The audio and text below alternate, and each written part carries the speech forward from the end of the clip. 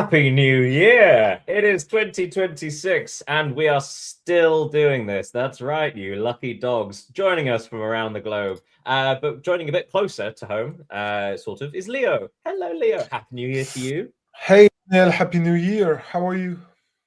I'm okay. 2026 has started as 2025 ended, with its foot right up the wrong place. But we've got a well, I was going to say an interesting show today, but our show has been thrown completely off tracker because there's been a lot of breaking news today, which we're going to cover in depth and have lots of discussion, lots of managerial problems and dismissals in the last few days, and potentially more in the next few days to come. Big stuff to talk about. But we should probably start at some form of order. We're going to start with our Premier League roundup. And a gem for everybody watching. Everybody, by the way, as well, just to remind you guys, if you are watching the live stream, feel free to send us any questions you may have. I was going to say send us any live comments, but don't, because that might be mean.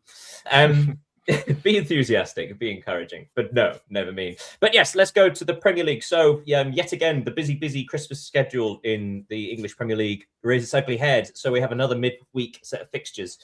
On Tuesday, Newcastle ended their terrible run of form by winning 3-1 at Burnley, 2 goals in the opening 10 minutes. Also, Chelsea drew 2-2 at home to Bournemouth, which ended up being Enzo Maresca's last game in charge. More on that in a little while. Nottingham Forest lost at home 2-0 against Everton, with a goal either side of half-time for them, with Garner and Barry. West Ham United 2, Brighton 2. We need to mention Danny Welbeck's penalty at some point. Arsenal, fantastic performance against title challengers Aston Villa, winning 4-1, putting the Villains back in their place. Well, in third place, actually. And Manchester United drew at home against Wolverhampton Wanderers, bottom of the pile, only 2 points up to that point, but no, an extra 50% of points for them with a draw at Old Trafford. Then nothing happened New Year's Day because no one does anything on New Year's Day. And then on the Thursday, Crystal Palace drew 1-1 against Fulham. Liverpool drew 0-0 against Leeds United. By the way, this wasn't a particularly interesting Thursday.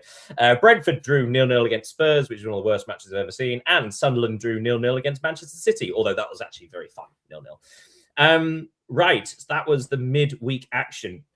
We're going to have a quick chat about something there, because, of course, Chelsea 2, Bournemouth 2, that was Enzo Maresca's last game in charge, and the first managerial casualty we are going to discuss. Now, obviously, there had been a little bit of tension building throughout December, not only because of Chelsea's indifferent form, but also Maresca had started vocally criticising possibly the people above him and the structure of Chelsea.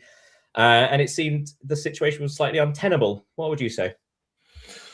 Yeah, I totally agree, and it makes me think about another manager we are going to talk about in a few minutes, Ruben Amorim, of course. But their situation, I can't say they are the same, because Chelsea are above Manchester United in the table, but everything surrounding the managers seems to be the same, or quite the same. And even on the pitch, because Chelsea had difficult results this past week, only qualifying to Cardiff City in Cup. They lost and drawn games they should have won. So difficult situation for Maresca, and everything about his possible Manchester City situation, I think it also put the pressure on him. And So, for those of you who haven't heard any of the story, so it's said there have been reports that Maresca has been in contact with Manchester City potentially as Pep Guardiola's replacement, and of course they have to announce to the Chelsea board and director of football and so on. That there has been contact, and in doing so, Maresca asked for a new contract extension, although he's only 18 months into a 5-year contract. So there did seem to be a bit of a strange timing of it all as well. Yeah. Do you think Maresca, before we talk about the matches itself, Chelsea are 5th in the table, and barring some catastrophe, that will be enough for a Champions League place. Chelsea are 5th. They are the Club World Champions. Yes, they won the conference, and were expected to. But that was that 2 trophies and 5th place in the Premier League. This is hardly a disaster. This is hardly, like I said before, a catastrophe. And yet, he seemed to have absolutely no goodwill.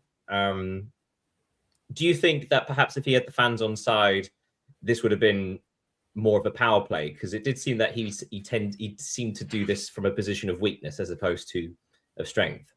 Yeah, talking about Maresca, I got a question. What the deciders want from him? What do they expect from Chelsea right now? To win the Premier League, to be on top in the Champions League? I don't really know, because as you recall, Chelsea are 5th in the league.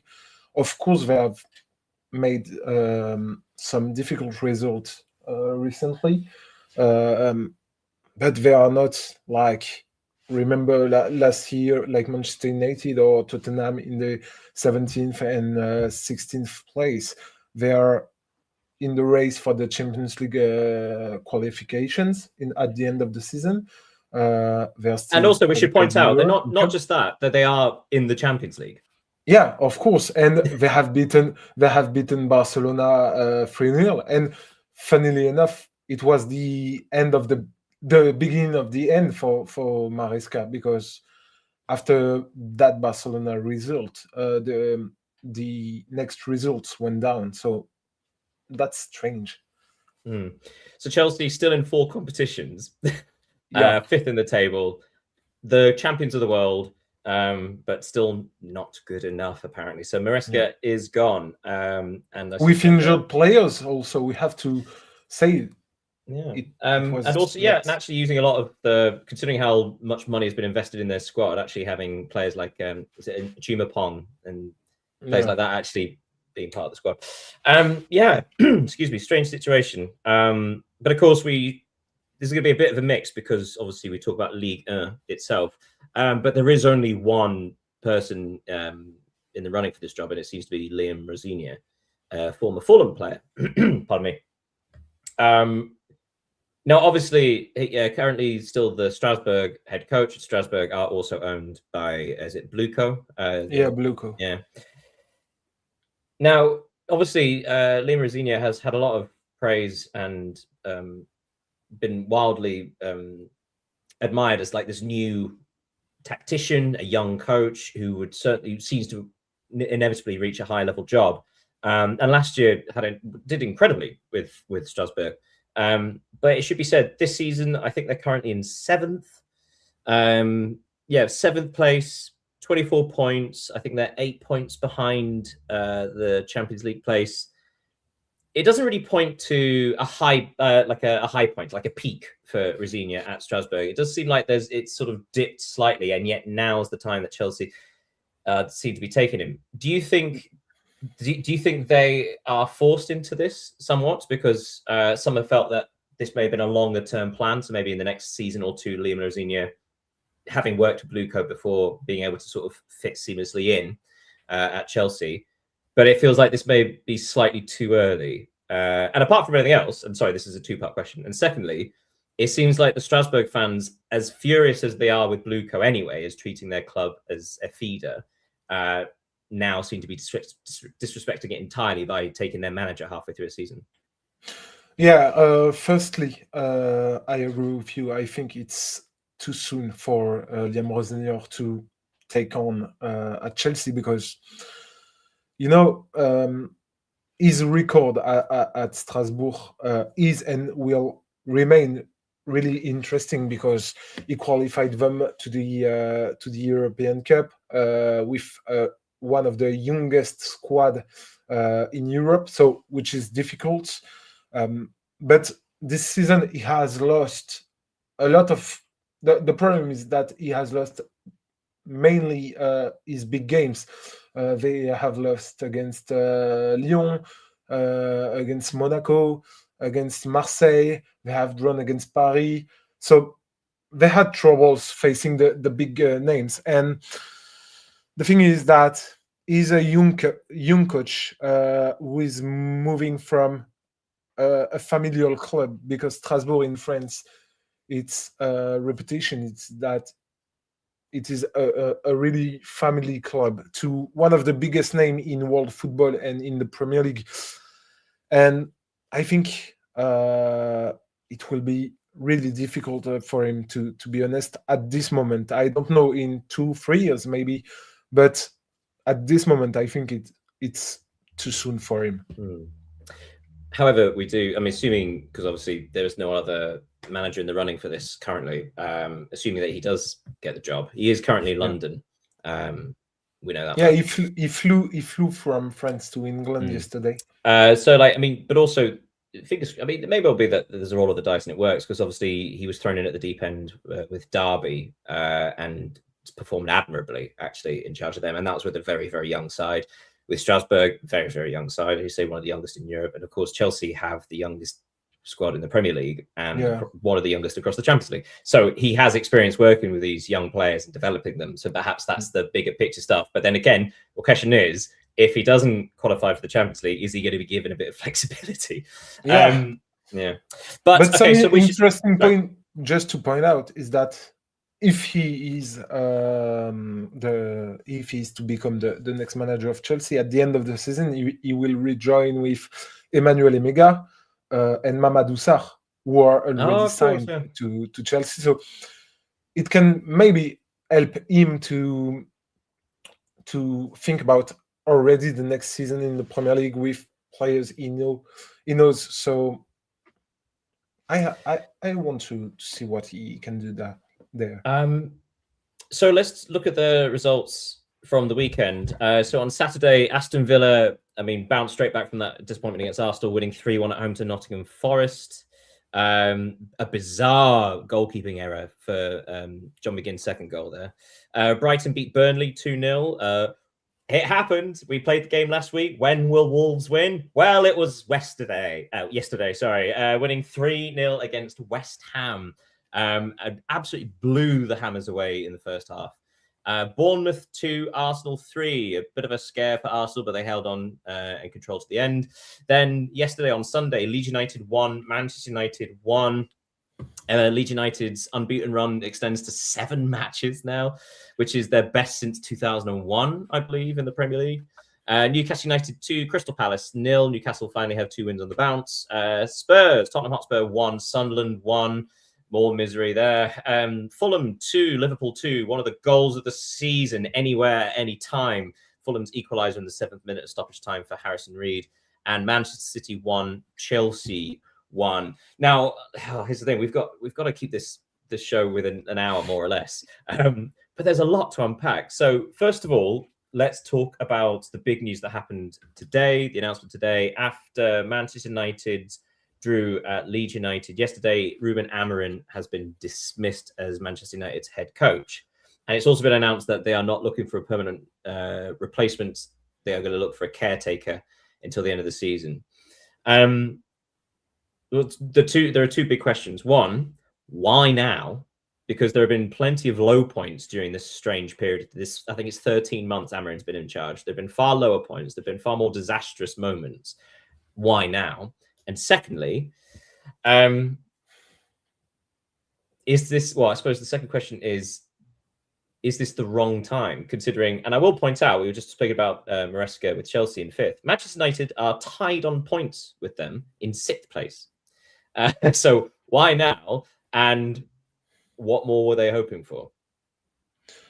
That's a good question, because I think that what is quite amusing in Ruben Amorim's dismissal is that it was not only due to his results that could have make him being dismissed, because they are quite bad for a club like Manchester United, but they are due to what is said, mainly to what's said in at the post-game press conference. And it's funny because it shows that some people at the club felt offended by what he said.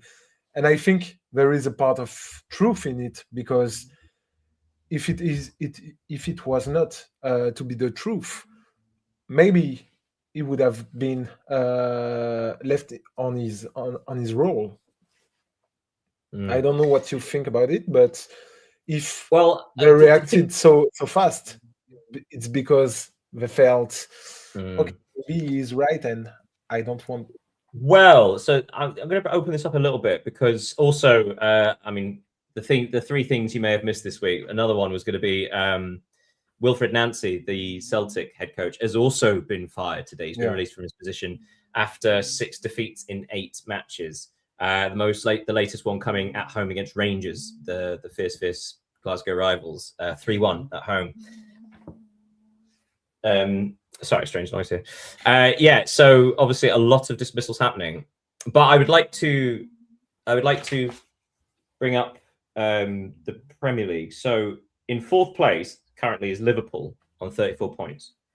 5th, Chelsea on 31, Manchester United 31, Brentford on 30, Sunderland are on 30, Newcastle 29, Brighton 28, Fulham 28, Everton 28, Spurs 27, Palace 27. So between 14th and 4th, sorry, that's my dog if you can hear. Between 14th and 4th, there are only 7 points. And more specifically, between 14th and 5th, the last Champions League spot, are only 4 points. So it feels like managers, for example, at clubs like Chelsea, Manchester United, there is a real opportunity for someone to get into the Champions League this year. And it's across basically 10 teams. And so it does feel like perhaps there are these clubs that are going to roll the dice and take a risk, basically replacing the manager, because all you need to get 5th place currently is a bit of consistency. And yet all the teams we've described are either massively overperforming in the way of, say, for example, Brentford or Sunderland, or they're these huge clubs that are completely inconsistent. So do you think any other clubs are at risk, or any other managers are at risk? I've written down a few. For example, Thomas Frank at Spurs. Spurs are down in 30. And yet only 4 points behind Champions League. Frank could be at risk. Even Arne Slot, even though he won the Premier League last year, Liverpool are not guaranteed a Champions League place. So these clubs, especially teams that have invested so much money, need a Champions League spot and can't really afford, quite literally, to make that mistake and miss out. Yeah, and the main point is that I think because there are Arsenal, Manchester City, and Aston Villa, I think they are practically guaranteed to claim the Champions League spot qualification. So it would mean that only 1 spot remain, maybe 2. Well, if we include Liverpool in the discussion, Liverpool are 4th on 34, but they are 8 points behind Aston Villa, and only 3 points clear of the teams behind them. So they are split risk. Yeah. So the 4th spot will be really hard to achieve for all of these teams, even if, to be honest, I don't think it will be Crystal Palace, Tottenham, or these teams, because they are too inconsistent. Liverpool, Chelsea, and even Manchester United seem, I think, just better than the other ones to claim this spot. So it will be a tough battle between them. But yeah, and I have a question. Do you think the level of the Premier League has regressed this season? Because, I'm not impressed by any team like I could have been a few years ago. Even Arsenal, they are really good, a really good team. Of course, Manchester City too, but they don't sweat the same thing like the past, some of past teams. I don't know what you think about it.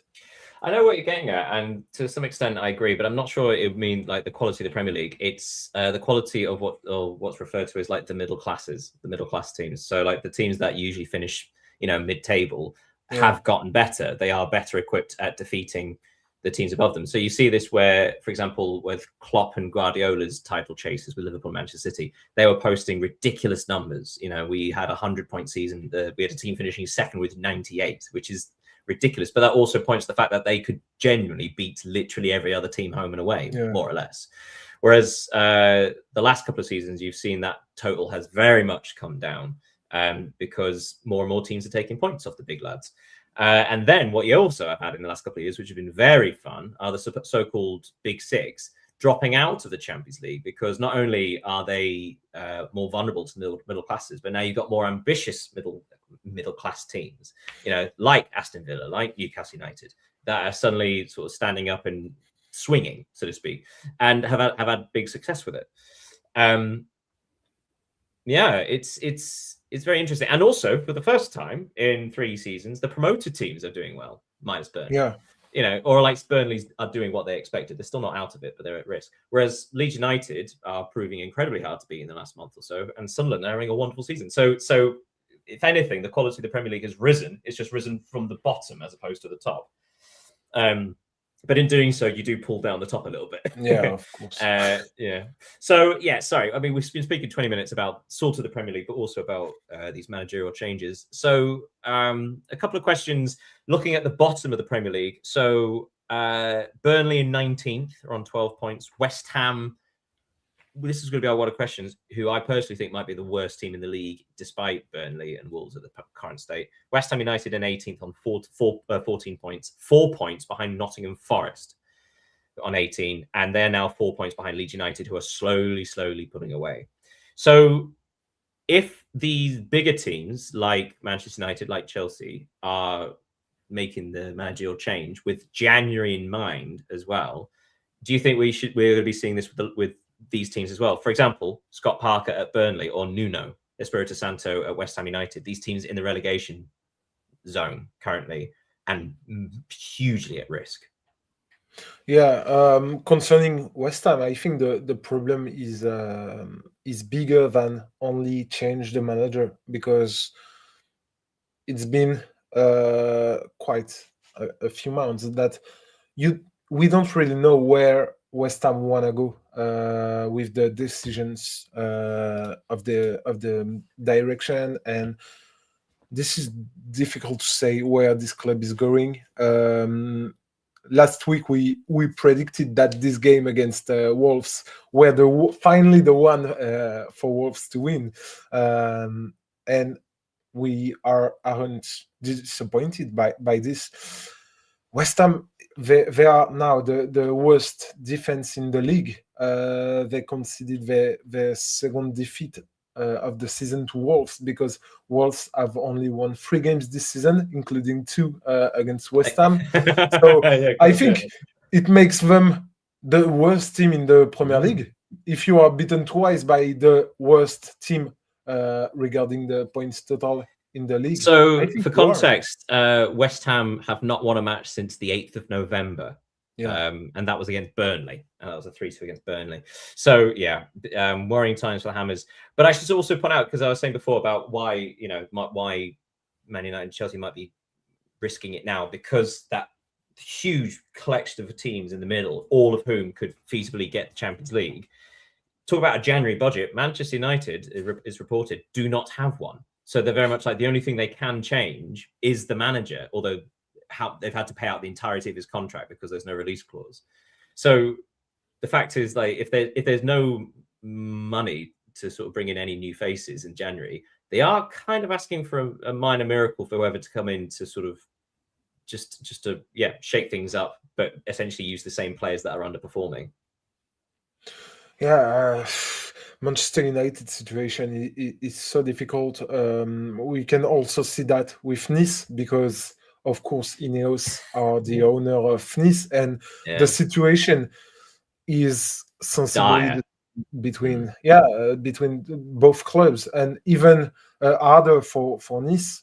So I think Ineos are a plague to Manchester United, and the problems they face, they are really tough for them to face. Right, we should stop that talk there, because we've been basically speaking 20 minutes about managers in the Premier League. But before we go, we need to mention a couple of things that are sort of more positive news. Great week for Arsenal. Manchester City drawing twice, away at Sunderland and at home against Chelsea. And Arsenal defeated Aston Villa and Bournemouth away, who they lost to twice last season. So Arsenal are now 6 points clear of Manchester City. Arsenal sort of showing that slight dip of form about 4 or 5 weeks ago really was just a dip, and that's now 5 wins in a trot on the trot. for Arsenal. Man City starting to buckle slightly, showing a bit of the pressure. The way they conceded against Chelsea showed that they actually really couldn't control the situation. Yeah, I think they only have themselves to blame, especially yesterday. They looked better, especially in the first half against Chelsea, but they failed to score the second goals. They conceded in the last seconds. So difficult for Manchester City, and now Arsenal are 6 points clear, and it's a big gap. In the last seasons, Arsenal lose games in the Christmas period, Christmas time. Now they win it, so maybe this is the year for them to finally being crowned champion. 15 points in the last 6 matches for Arsenal and Aston Villa, actually, despite the fact they lost to Arsenal. They acquired just as many points. Also mentioned for Brentford in 7th and Fulham in 11th. They both 5 matches unbeaten, and they both won 11 points from their last 6 matches. There have been some brilliant performances, but last word on Fulham's draw against Liverpool, particularly the equalising goal. I'll leave that one for you. The Reed's goal, I think it will be one of the best of the season. And the fact that it came in stoppage time, just after the second goal from Liverpool to equalize, it makes it even more impressive. So exceptional from Reed. Right, let's park that there then, because we have to discuss other leagues, and we've basically used all our time. Right, so let's go over to Serie A. And I'll be honest, Friday and Saturday gave us a very bunch of Italian scorelines. It's only until Sunday that one team scored more than a single goal. On Friday, AC Milan doing just enough as ever, winning 1-0 at Cagliari. Then on Saturday, Como defeated Udinese 1-0. Then Genoa and Pisa drew 1-1. Pisa finally getting another point for the first time in a while. Sassuolo drew 1-1 against Parma. Juventus dropping points against Lecce. Big point for Lecce there. But also a huge disappointment for the old lady there. Atalanta's return to form continues, defeating Roma 1-0. Roma's form hitting a brick wall. Then on Sunday, a few more goals. Lazio were defeated 2-0 in Rome by Napoli. Napoli getting a couple of goals. Mad ending to the game where 3 players were sent off in the last 10 minutes. Fiorentina, they won! They won again. They showed that it can happen. Florence on fire, beating Cremonese 1-0. Moise Kean with a goal in stoppage time, although it was a dominant performance. Verona 0, Torino 3. Torino always just keeping just above the relegation battle. And Inter defeated Bologna 3-1 with goals from Zielinski, Lautaro Martinez and Thuram before Castro got a consolation goal. So we saw the top 3 winning again. We saw the top 3 pulling away from Juventus. That's now 4 points between Napoli in 3rd and Juventus in 4th. And Inter, Milan and Napoli all have a game in hand over Juventus. It has been consistently shown that these 3 are the teams in this type. At no point have these 3 teams wavered, really, or rather not dropped too far away. These 3 have always remained within touching distance of the top, haven't they? Yeah, and continue to show why. Yeah, few weeks ago, we talked about the fact that there were 5 teams competing for the title with Roma and Juventus.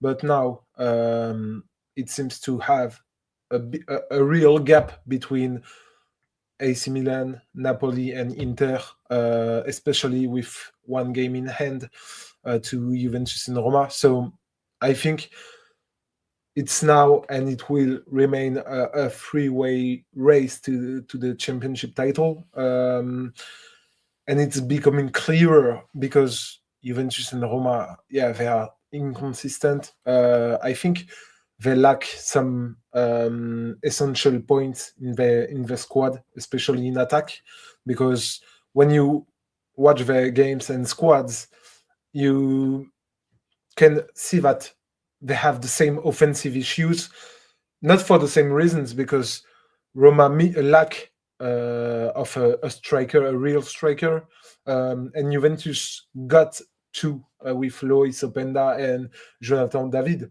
but they can't score, which is a big problem for them. So I think Napoli, Milan, and Inter are way better than these two teams. We should point out that it's not as if Juventus are in a bad run of form. They've got 13 points from a possible 18. You know, it's not terrible. It's just that the three above them from their last 6 matches, Inter have had 15, AC Milan have had 16, and Napoli have had 15. So it's just like, despite the fact that Juventus have a decent form, the other three are just better. Yeah. We should also a little word on Como, because obviously they were struggling 3 or 4 weeks ago. But they've put together a good run of form. That's 4 wins in their last 6. And they are up to 6th. And they also have a game in hand over Roma and Juventus above them. So if they win that game, they'd be tied for 4th place in the final Champions League spot. So Como are actually currently going the distance. Yeah. And more than that, they have a good defense. They are only conceded 12 goals this season, so it's a record in the league with Roma. They have scored 23 goals, which is interesting for a team. Only Inter Milan have scored more than 30, so they have a great squad with real qualities, both offensively and defensively. They have again a game in hand. So yeah, maybe they will play the Champions League next season, even if I think they will be more in Europa League or Conference League, because I think they still need to grow because their explosion is quite recent. I think they will need to grow 1 or 2 seasons more, especially if they are to lose Nico Paz to Real Madrid in the next months. So, but great season by Cesc Fabregas, man.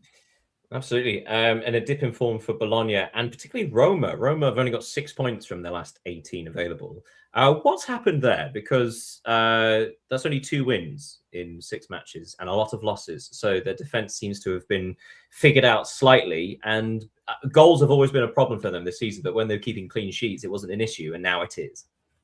Yeah, because as you said, they don't register clean sheet anymore. This was their big strength at from the early season. We've pointed out many times, but now they almost concede in every game. If you look at their last 6 games in Serie A, they have only registered 1 clean sheet against Como and conceded against Atalanta, Genoa, Juventus, Cagliari, and Napoli. Even if we have to say that it was tough oppositions, because they played, Napoli, Juventus, even Como and Atalanta. So maybe we have to put some perspective on it, but their defensive quality seems a little bit broken these times. A word looking at the bottom of the table. So I was looking at sort of like the worst form in the league, arguably is Pisa. But in the last 4 matches, Genoa have only picked up 1 point from the last 4. And in that same period of time, Verona and Fiorentina have won, whereas teams like Lecce, Parma, have sort of pulled away. So at the bottom is Pisa. In fact, you got a 3-way tie at the bottom between Pisa, Fiorentina. That's right, they've caught up, and Verona are all on 12 points. But they are all 3 points behind Genoa in 17th. It does feel like Lecce have had a bit of a not purple patch, but they have actually won a couple of games in the last sort of 7-8 matches. They have got a bit of a gap. There's 5 points between them and Verona in 18th. So it does feel like having a look at the teams that are being pulled down and sort of like the ones that are not picking up those wins. Genoa are at risk, only 1 point, like I say, from the last 4 matches. And you've got a team like Fiorentina who are finally waking up, 3 points ahead of Fiorentina, they have a chance. They've given themselves a chance, haven't they? Yeah, they have, especially since, as you reminded, 3 teams are with 12 points.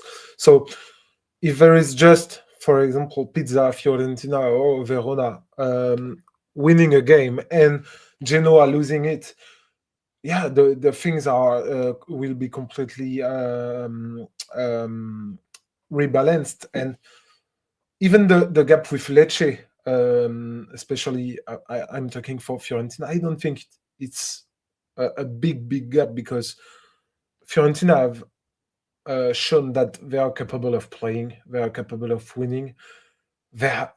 We have said it many times these past weeks, but they have a good squad. I think they have a better squad than the last 5-6 teams in Serie A. So I don't think they will be relegated. They just need to finally find back their confidence and put their strength all together, and I think they will escape the relegation. We should point out that there's actually, besides Genoa, there's another team that have only picked up 1 point from the last 4 matches, and that's Cremonese. I think at some point, probably about a month or so ago, we did talk about Cremonese sort of just being safe. It does feel that, because they are 9 points ahead of Verona, and that's quite a distance. It's one of those situations where Cremonese don't actually need to win that many matches between now and the end of the season. They're on 21 points. I think it's 32 gets you safe in Serie A usually. So, 6 draws and 1 victory between now and the end of the season, and chances are they're safe, which is lucky, because it does feel like actually they've been found out.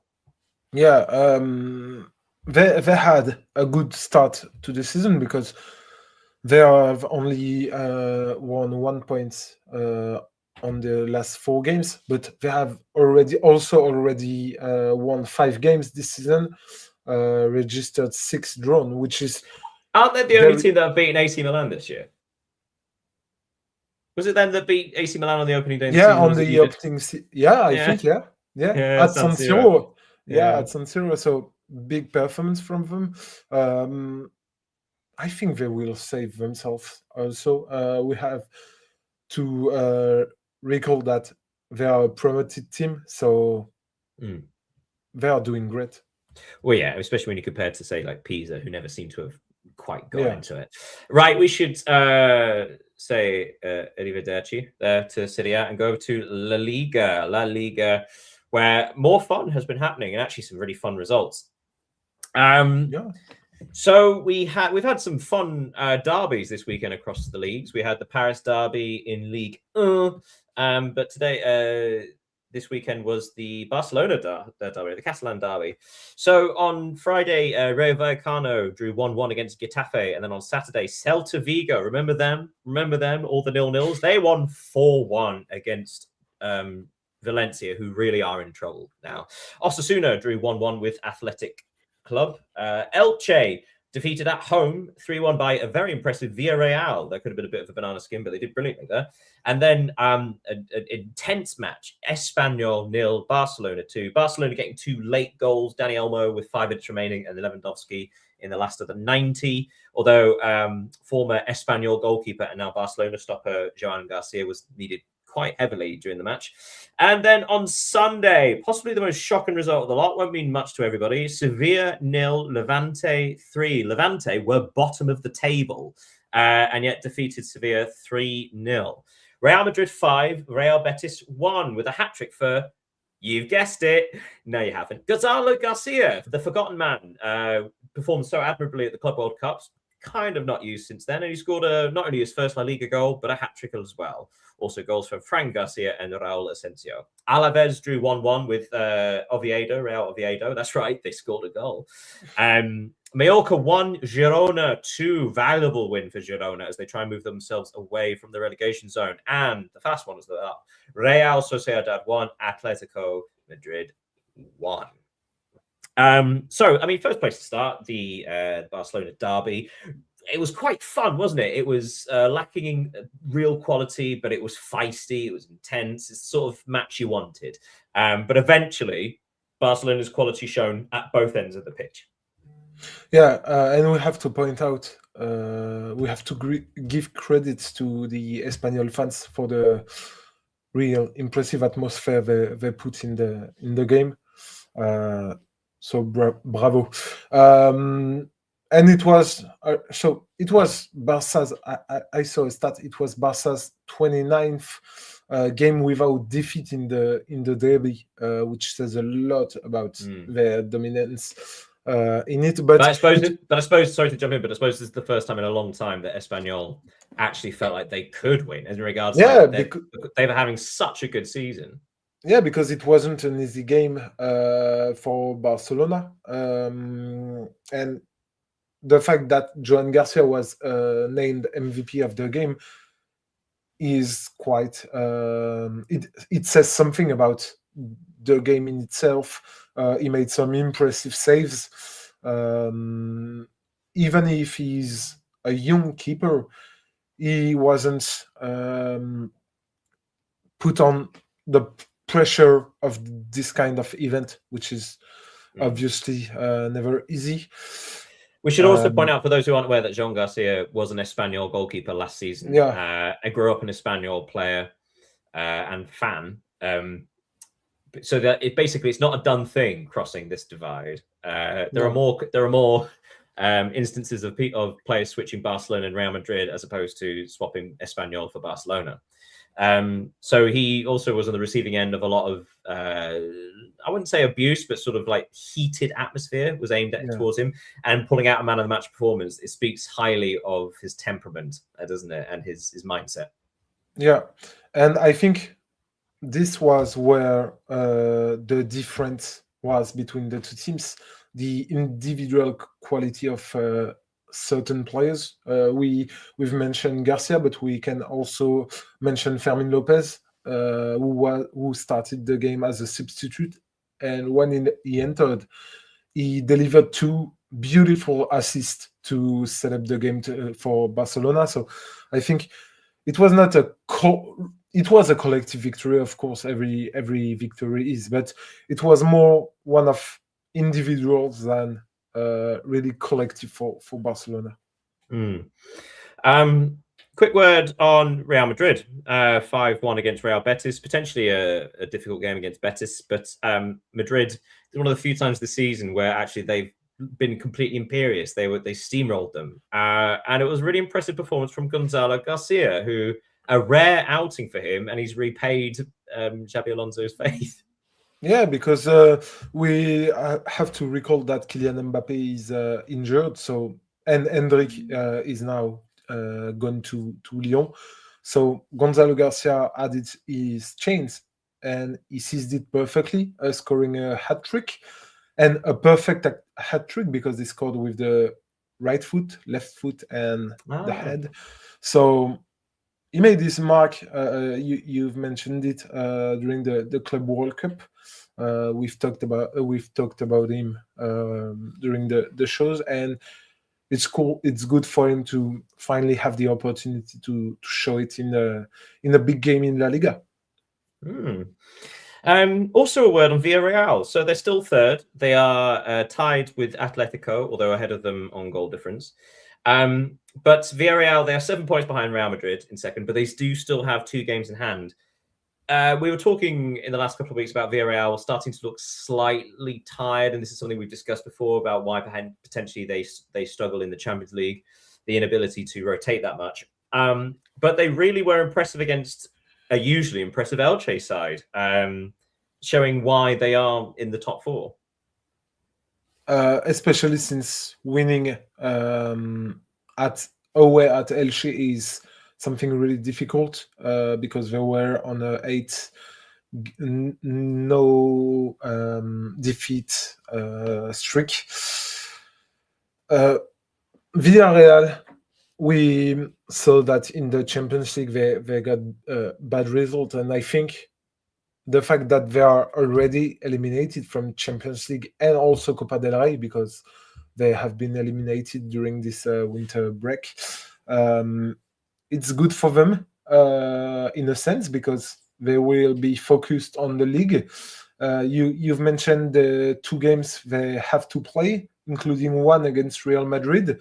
So it will be a really interesting one because they can close the gap with Real Madrid and Barcelona, overpassing Atletico. So only playing in La Liga, I think it will be a key factor for their end of the season.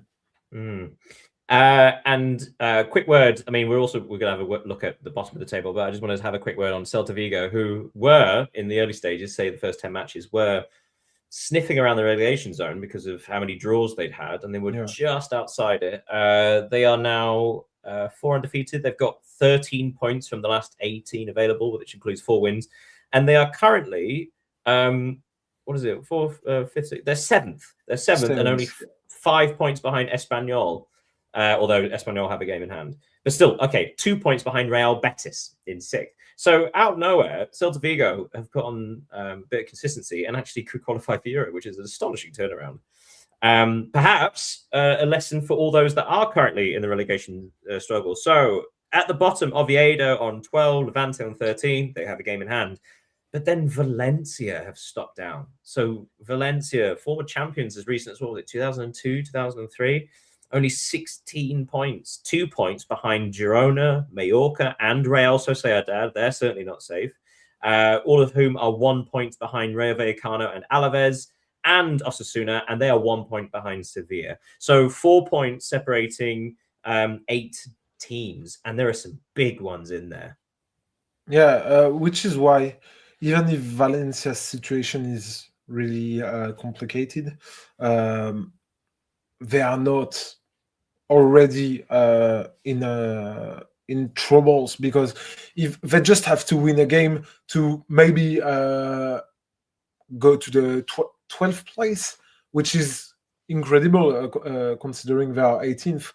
But this club, they have been terrible since now, I don't know how many years, with the problems between the fans and the management. Well, I was going to say, this is one of the situations where you understand all the protests and the fact that they have a half-finished new stadium, which I do believe that's finally been sorted and is now going up for development again. But there is so much wrong going on at Valencia. Real risk for them, as well as Real Sociedad and Sevilla, who, of course, this week it was announced that Sergio Ramos is leading a takeover potentially of Sevilla of about 400 million euros. And of course, then they followed that up with a 3-0 home loss against 19th place Levante. Bottom place Levante at the time. Right, so we should leave La Liga there. And with the final stop along to France, we're going to go to Ligue 1. And my goodness, France was red in this case. We had lots and lots of early red cards dictating results. So on Friday night, Lens maintained their lead at the top of Ligue 1 with a 3-0 victory at Toulouse. Toulouse had a man sent off after 23 minutes.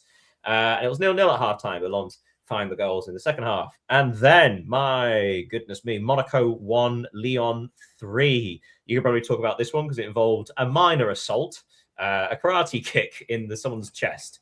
But Lyon won that 3-1 after Monaco were reduced to 10 men. Nice drew at home to Strasbourg. That's right. How good is Liam Rossigna and is fit for Chelsea? Well, he drew at Nice, and everybody beats Nice. And it's not nice, yeah.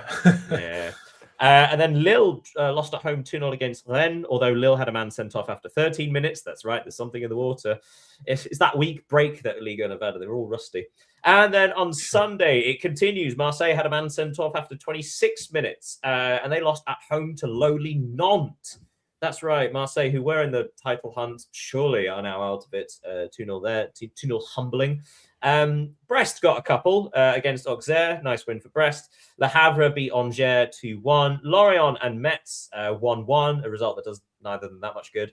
And then the Paris derby. PSG were made to sweat, but they just squeaked through 2-1. Let's have a quick chat about the Paris derby. The first Parisian derby in, I think, was it 40-odd years in the league? The last one was in 1990. So 36 years. Yeah. And actually, it was surprisingly good. Paris FC have not had a great season, and they're a real risk of relegation. But they put up a real fight in this one, and have to be applauded for that. Yeah, but to be honest, the result doesn't really reflect the nature of the game, because even when Paris FC equalized, everyone was suspecting PSG would eventually pull one goal again, and 3 minutes later or 2 minutes later they did with Ousmane Dembele. PSG had a lot of trouble in the early season with all the injured players, and they are now back. Desiré Doué, who has suffered 2 injuries this season, he played well, maybe, and perhaps the PSG's best offensive player against Paris FC, and it's good for them because they will need them if they want to achieve back-to-back in the Champions League, because I don't know if you remember, but Luis Enrique told at the beginning of the season that winning the Champions League title for the second time in a row is the objective of PSG this season, and they will not do it without their Ballon d'Or and all their talented players. So good thing for him to have them back. We're going to concentrate on, first a quick word on Lens, who had a fairly easy ride, but I suppose it's one of those things where with Toulouse being dismissed to having man dismissed so early on, Lens just had to be patient, and they took their time, but then they ended up, it was an easy victory for them eventually. But they earned it, didn't they? They didn't panic, they just stayed calm. Yeah, they did. And with this win, they finished autumn champions. So in France, it's the honorary title give to the first team in the table at the end of the first 17th games.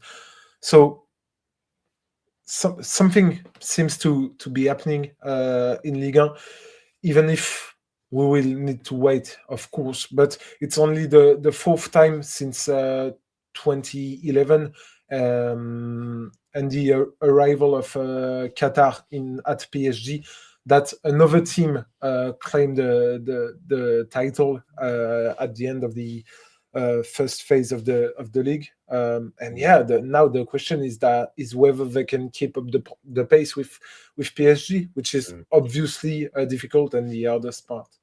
Yeah, well, we should say as well, it's not. We're not also saying that PSG have their level has dipped. This is very much Lens have risen to the challenge. Yeah. Looking down at the bottom as well, so Metz and Auxerre on 12 points. Nantes are in the relegation playoff spot on 14, but only 2 points behind Paris FC. Paris have not had a great return to league, have they? Because obviously such wealthy owners, and there's such a spotlight on their return. Yet it's not really. They've not really. Speaking of rising to the occasion with Lens, they've not really risen to it, have they? It seems like they sort of kind of crept into the league. Yeah. What do you think about that? Because in my opinion, the player they recruited during the summer, they are not doing very well so far. They have completed their record transfer with Otavio in as a centre back. He's not been doing great. The forwards they signed also, so there is a problem, and I think they will put some money on the market this winter because they need to. They are only 2 points clear of the relegation zone. So, of course, for the Arnaud project and Red Bull, because Red Bull is involved in the club, they absolutely need to stay in La Liga. We should also point out that Nice had a very credible draw at home to Strasbourg, which is just as well, because this is a bit of a funny thing. It's like, obviously, Nantes had that incredible victory at Marseille, and Marseille really shot themselves with the foot here. I think it was Vermeeren who got sent off after only 26 minutes. And in fact, Marseille were down to 9 men in the 56th minute. Nadir got a second yellow card. Marseille really showed a lack of composure and a lack of intelligence, didn't they, in this match? Yeah, they did, and I think it was their worst performance of the season so far, and one of their worst of De Zerbi's era.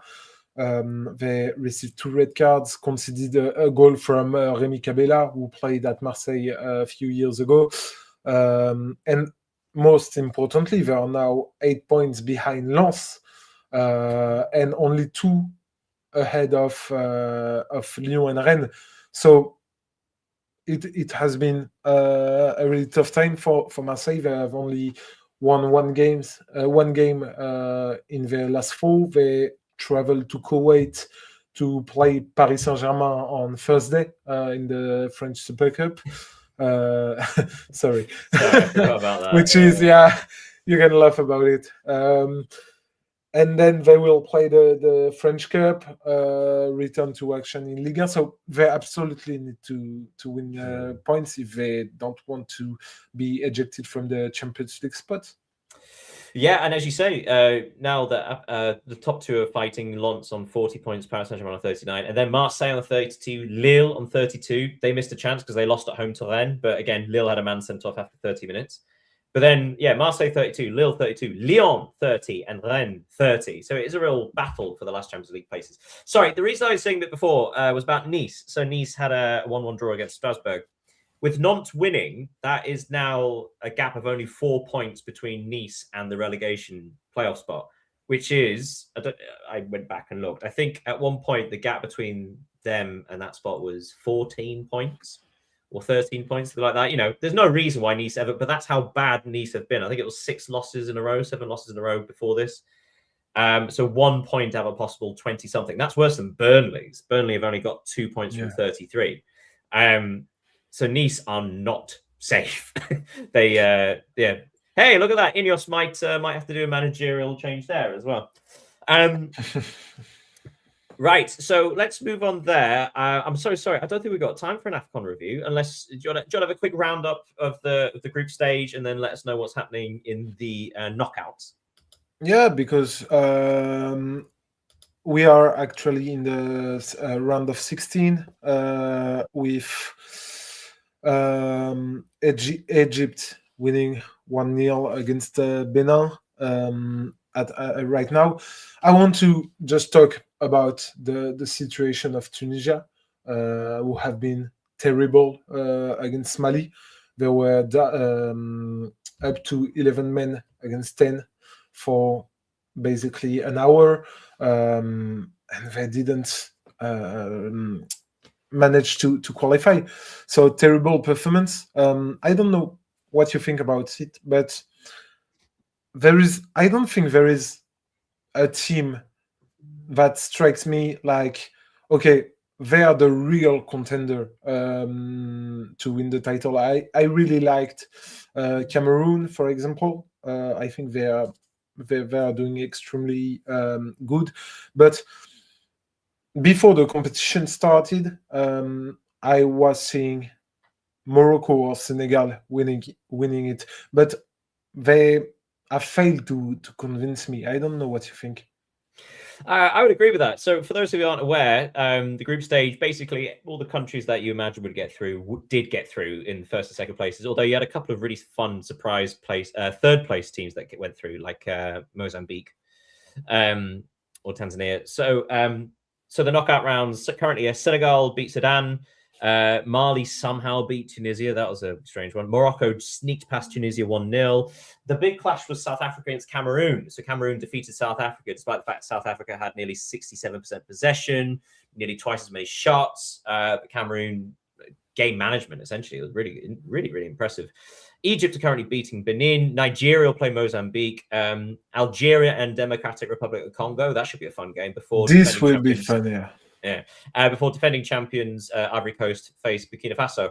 So it's quite interesting. Usually AFCON is one of the more entertaining international tournaments because it's so unpredictable and quite chaotic. And it feels like it wasn't that in the group stages because everything's gone as planned. But now we're in the knockouts. It could be just a simple mistake is the last thing, right? So in regards to Tunisia, somehow they conceded a penalty in the 6th minute of stoppage time, and which allowed Mali, 10-man Mali, to equalise. And that's all she wrote. So the quarterfinals, Mali versus Senegal. Senegal definitely favourites, but that's quite an interesting one. And Cameroon against Morocco. So now you're getting the big lads against each other, the favourites. So the quarterfinals are going to be very exciting. Yeah, concerning the Senegal versus Mali game, I think I could bet that Senegal would have preferred to play against Tunisia, because Mali, they are a tough team. I think they will play to go on penalties. Even Tom Saint-Fief, who is their manager, said at a press conference that he could win the title without winning a game, because they haven't won a single game so far. Oh, of course. Have they not scored? No, it's like no, there was did. a team. Yeah, Sudan. Sudan. That was it. So but Sudan they made scored it through against Senegal. Yeah. That was incredible. A team qualifying for the next round without having scored a goal. But this is the problem. I think it's a problem for the tournaments, not only the AFCON, but also the World Cup and everything, to have like 3 qualified teams in group of 4. The problem is that the group stage isn't really intriguing, because that practically everyone will you get one win and you're through. You just unfortunately the World Cup's adopting it, because originally the World Cup in the United States, Mexico, and Canada was going to be 3-team groups. But of course, someone pointed out the fact that the last time that happened, there was a massive controversy where 2 teams essentially agreed to let one team win 1-0, because that meant both teams went through. So therefore, you get that kind of thing where, like, the third match, because they're not played at the same time, it's competitive imbalance. But what we all do is next time we chat, that'll have been the quarterfinals would have finished, so we can have a chat about the semi-finals and the most interesting things so far. Before we go, anything that we've missed that you want to raise our attention to? Oh, I had Wilfried Nancy being dismissed from Celtic. Yeah, me too. But we've talked about it. So I got another. Have you ever been told about Kazuyoshi Miura? This 58 years old Japanese the Japanese player. Yes, yeah. his career continues. His 42nd year as a footballer, something like that. Yeah, he began his career in 1986, so 14 years ago. And that's a good one. A fun fact: he inspired the character of Olivia Hatton in Olive and Tom. I don't know if it's the English name for the show, but it's impressive. And I would like to be in his physical form at almost 60. Yeah, I'm going to say, I think he only played 9 times last year, so perhaps he is slowing down slightly. But he needs to train and to travel and everything. So, go, granddad, you. I suppose the one thing I would say, because I forgot to bring up earlier, something you may have missed, is the next round of Premier League matches. We have another midweek in Premier League, and then next weekend it's the FA Cup, the third round of the FA Cup. A couple of things I'd say may have missed. Newcastle United are down in 9th place. Very inconsistent season, but 2 wins on the bounce, and now they're only 2 points behind the Champions League spots. This month they have 9 matches, 7 of which are at St James's Park. And in that time, there's a Carabao semi-final, 2-leggers against Manchester City. They have a third round of the FA Cup at home. But 7 home matches out of 9 in January could dictate what kind of season they have. But the big one I was going to say is in the midweek matches, 17th place Nottingham Forest visit 18th place West Ham United. So it may well be that is Nuno's last match in charge. Well, that's the thing. So here's the thing: if Nottingham Forest win that, they are 7 points clear of relegation, and West Ham are 7 points behind. That could be insurmountable at that stage. And West Ham United, to be clear, I think have the 7th biggest wage budget in the Premier League. This is not a small club. This is not one of the middle classes. They are a big spending, big compared to some. Yeah. This is a sizable, usually secure Premier League side, and yet this is literally a must-win for West Ham and Nuno. Yeah. Otherwise, he might be gone as well. That was it. That was even for Shandaish, because if he lost to West Ham, if they lost to West Ham, that'd be 5 losses on the bounce for Shandaish. So that'd be quite. And I believe 7 out of 8. So not great. Right. Do you want a little question before I have to? Because obviously I have to run off. Yeah, let me know. Do you have any questions? Do you have any trivias you want to give my way? No, that's your spot. All right. All right. It's a nice easy one. So Brentford won 4-2 at Everton, which was an incredible performance. But also Igor Thiago scored a hat-trick for Brentford and is now second place in the Premier League table for top goal scorer with 14 goals behind Erling Haaland. I have 2 questions based around this. Question number 1, if Haaland is first with 19 and Igor Thiago is second with 14, who's third? Hugo Ekitike? No. No? I'll give you a clue. It's for a team in the bottom half. Okay. I don't have any idea. Fair enough. I'll give you one last clue. They have a very well published release clause.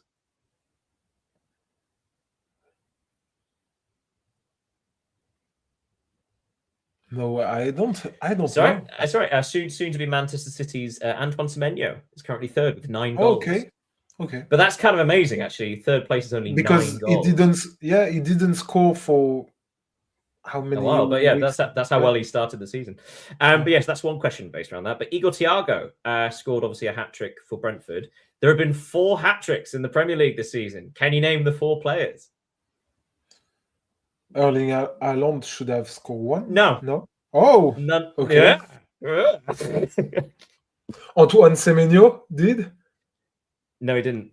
Not in the Premier League. No way. Okay, first clue. It's there's another Brentford player. Brentford are responsible for half the hat-tricks in the Premier League this year. It was actually only 2 weeks ago, I think, 2-3 weeks ago. Kevin Schade got a hat-trick for Brentford only a few weeks ago. The other 2, one was for Arsenal, and one was for Palace. Eberechi Eze scored. Eze scored a hat-trick against Tottenham Hotspur. Yeah. The team he almost joined. Yeah, I remember this one. And the other one from Tottenham, you said? No. The other one was Crystal Palace. Crystal Palace. And in fact, the same player missed an absolute sitter in the 8th minute stoppage time to win it. Would it be Jean-Philippe Mateta? It would. Yeah. Bravo, young man. Yes. So Mateta, Eze, Schade, and Thiago. It's quite funny that Brentford, again, 2 hat-tricks for Brentford. 7th place Brentford. How exciting. Right, we need to bring that to a close because I need to go somewhere else, essentially. But also, we spoke a long time about managers.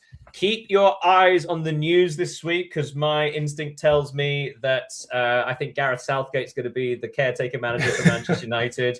And West Ham United will probably just hire a caretaker at this point to take charge because no one else can do any worse. Thank you so much for joining me today, Leo. Thank you for sharing the new year with me. Thank you, Daniel. Thank you, everyone who have been watching us. Do not hesitate to follow us on socials, YouTube. Put a like and a comment. It helps us. Of course. And feel free to send messages and questions. We'll do our best to answer. Course. So, yes, join us next week. I think the Bundesliga is back next week. Yeah.